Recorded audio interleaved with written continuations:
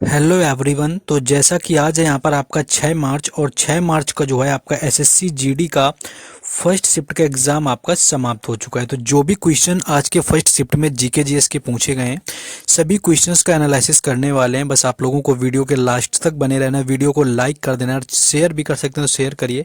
बाकी चैनल को आपको सब्सक्राइब भी कर लेना है, क्योंकि हर शिफ्ट का जो है आपको हम यहाँ पर एनालिसिस करवाते हैं। पहला क्वेश्चन जो आज आपका पूछा गया था कि खो खो में खिलाड़ियों की संख्या कितनी होती है। चलिए, ये क्वेश्चन आसान भी था, ऑलरेडी मैंने आपको कराया भी है स्पोर्ट वाले वीडियो में। खो खो में जो खिलाड़ियों की संख्या होती है ये कुल 9 होती है। 9 आपको ऑप्शन में दिया होगा, जो कि राइट आंसर था।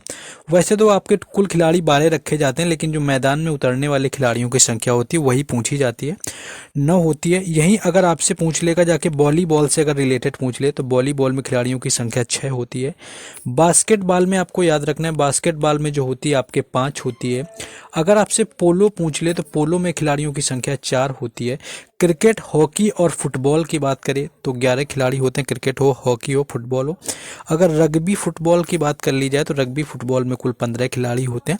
तो खिलाड़ियों से संबंधित ये वीडियो मैंने ऑलरेडी अपलोड कर रखा है। अगर आपने नहीं देखा और आपका एग्जाम है आगे, तो जरूर देख लेना है जाके, क्योंकि क्वेश्चन यहाँ से आपका गलत नहीं होना चाहिए। नेक्स्ट क्वेश्चन है आपका।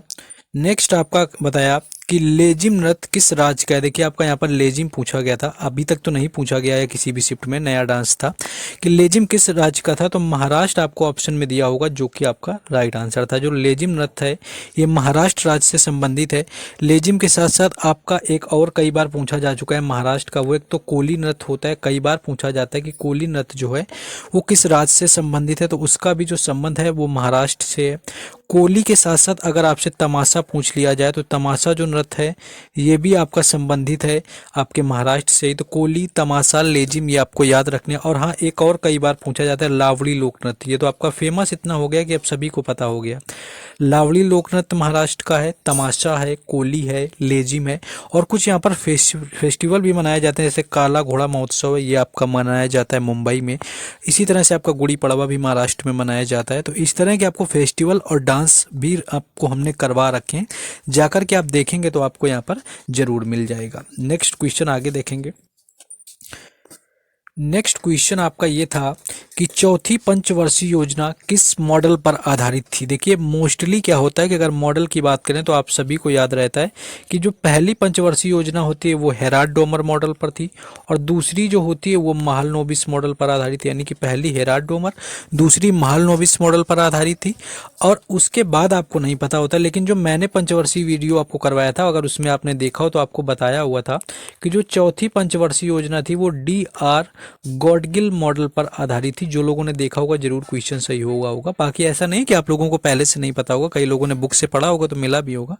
तो जो चौथी पंचवर्षीय योजना थी वो DR गॉडगिल मॉडल पर आधारित थी। और इसी चौथी पंचवर्षीय योजना में क्या है कि आत्मनिर्भरता की भी बात करी गई थी। इसके साथ साथ आपका क्या था कि तीसरी जो पंचवर्षीय योजना थी सबसे असफल मानी गई थी, उसको भी आपको याद रखना है। और आपको पहली तो पता है, कई बार पूछी जाती है, हेराल्ड डोमर मॉडल थी। दूसरी आपकी महालनोबिस मॉडल थी। और पांचवी में जो है आपका गरीबी जो हटाओ का नारा है वो आपका पांचवी पंचवर्षीय योजना में दिया गया था। नेक्स्ट एक क्वेश्चन आपका 2011 जनगणना से साक्षरता को लेकर के आया हुआ था।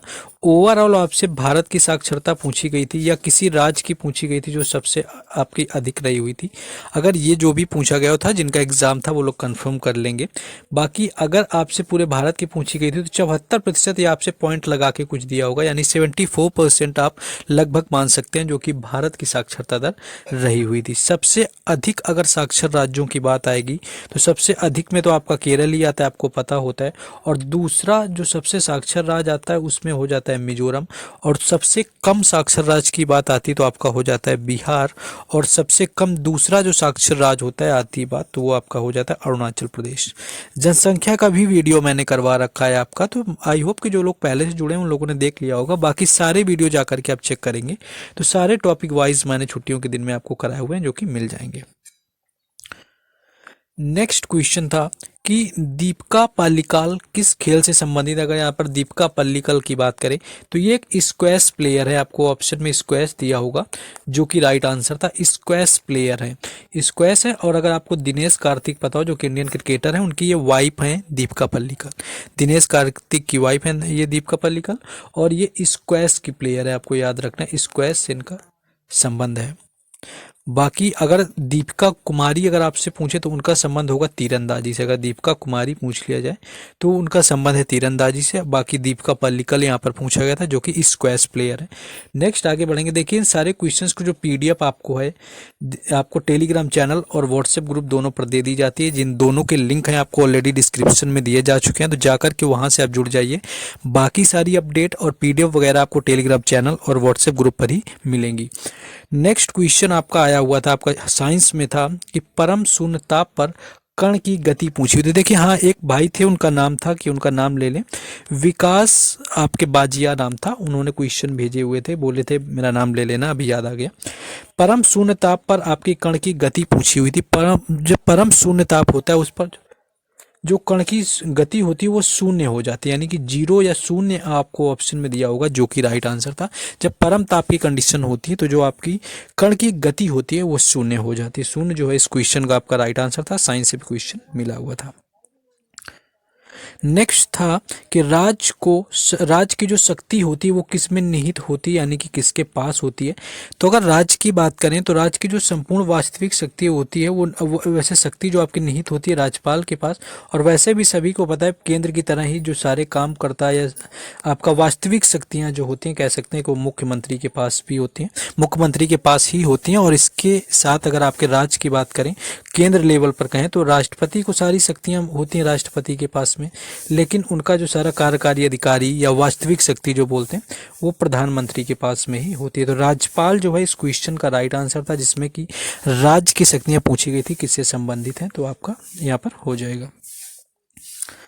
नेक्स्ट क्वेश्चन आपका करंट में पूछा गया था कि जो रणजी ट्रॉफी 2022-23 का विजेता कौन था, किसने जीता हुआ था। तो अगर बात करें विजेता की तो सौराष्ट्र जो है इसका राइट आंसर हो जाएगा, यानी कि सौराष्ट्र जो रहा हुआ था वो 2022-23 रणजी ट्रॉफी का यहाँ पर विनर था। और इसको जो हारने वाली टीम थी, यानी कि किसको हराया हुआ था, तो बंगाल को हराया हुआ था। और फाइनल मैच हुआ कहाँ था, तो ये हुआ था कोलकाता में। कई बार ये भी पूछ लेते हैं कि रणजी ट्रॉफी 2022-23 का फाइनल मैच कहाँ खेला गया, कोलकाता के ईडन गार्डन आपके स्टेडियम में खेला गया था, यानी कोलकाता के ईडन गार्डन में आपका फाइनल मैच खेला गया। सौराष्ट्र ने इसको जीता हुआ था और बंगाल जो है हार गया था। तो ये क्वेश्चन आपका ईडन गार्डन से पूछा गया था। देखिए आप लोगों को हर शिफ्ट का एनालिसिस देते हैं, एक्यूरेट देते हैं, तो आपकी रिस्पॉन्सिबिलिटी होती है कि आपको लाइक भी क्या करिए, आप लोग शेयर भी करिए, कॉमेंट करके थोड़ा मोटिवेशन बढ़ाते रहिए, और एज वेल एज आपको चैनल को जरूर सब्सक्राइब करना है, क्योंकि कोई भी एग्जाम हो या जीके से रिलेटेड जितने भी चीज़ें होंगी आपको हम यहाँ पर प्रोवाइड कराते रहेंगे आगे भी। तो चैनल को सभी को सब्सक्राइब कर लेना है। नेक्स्ट क्वेश्चन था कि 100 दिन का रोजगार किस योजना में मिलता है। देखिए 100 दिन की रोजगार योजना की बात करें तो ये आपको मनरेगा दिया होगा ऑप्शन में, या फिर आपका नरेगा दिया होगा, दोनों एक ही नाम है। नरेगा की जो शुरुआत है वो 2006 में करी गई थी।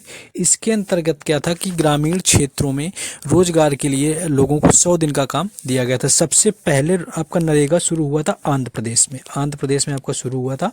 सबसे पहले 23 राज्यों के 600 जिलों में इसको शुरू किया गया था जब शुरू किया गया आपका, और 2009 में जो इसका नाम है बदल करके मनरेगा रख दिया गया था। सेम ही नाम है, 2006 में नरेगा था, 2009 में जो है इसको मनरेगा बदला गया था। और आपका आंध्र प्रदेश में सबसे पहले शुरू किया गया था। 100 दिन का रोजगार मिलता है, लेकिन वर्तमान में इसके में जो है दिनों की संख्या बढ़ा दी गई, यानी कि वर्तमान में जो है 125 दिन यहाँ पर कर दिए गए कि एक वर्ष में जो है 125 दिन का काम मिलेगा आपका 100 की जगह। नेक्स्ट क्वेश्चन था कि असमानता को किसके अंतर्गत समाप्त किया गया था। देखिए असमानता की बात करें तो असमानता जो होता है आपका ये मौलिक अधिकारों के अंतर्गत आता है, जो कि आपको ऑप्शन में एक तो मौलिक अधिकार दिया हुआ था, मौलिक अधिकार के साथ साथ मौलिक कर्तव्य भी दिए हुए थे। कर्तव्य के साथ साथ क्या था कि दिया हुआ था आपका नीति निर्देशक तत्व, तो जो असमानताएं सारी हैं, यानी कि समानता या समता का अधिकार, ये सारी चीज़ें थी मौलिक अधिकार में मिली हुई थी, तो मौलिक अधिकार में ही समाप्त हो गई थी। यानी कि मौलिक अधिकार के अंतर्गत है जो आपका असमानता के ये सारे अधिकार जो है यहाँ पर समाप्त कर दिए गए थे। और अस्पृश्यता की भी एक याद रख लेना है, कई बार पूछ देते हैं कि अस्पृश्यता का जो अधिकार है वो किस अनुच्छेद में आता है, यानी कि अंत किस अनुच्छेद के तहत होता है।